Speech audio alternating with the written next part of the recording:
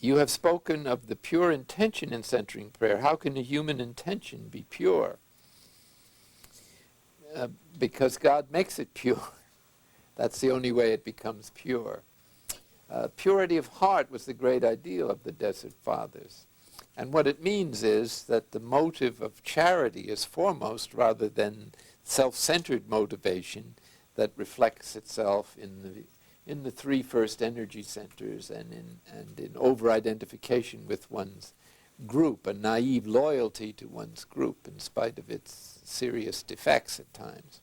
So that nationalism, racism, sexism, even religion are classical examples of over-identifying with one's group and drawing one's identity or security from that over-identification rather than in standing on your own 2 feet and taking responsibility for yourself and your decisions, which is what the movement of contemplative prayer will bring about. In other words, centering prayer, leading to contemplative prayer, will enable us to graduate from our childish motivation of seeking security excessively, affection, esteem ridiculously, and power control abominably.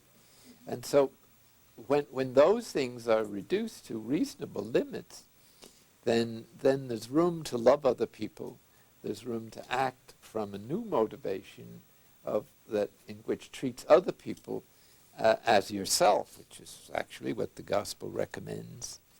And so to be able to love other people as ourselves and their welfare as much as ourselves is what we mean by a pure intention. That is, it's motivated not by an ego trip or by self-serving motivation, but by belonging to the human race and acting out of an identification with humanity as a whole and with Christ's redemptive purpose in trying to save everyone and to bring everyone to some decency of life. In other words, one feels the pain of others as one's own. That's what pure intention means.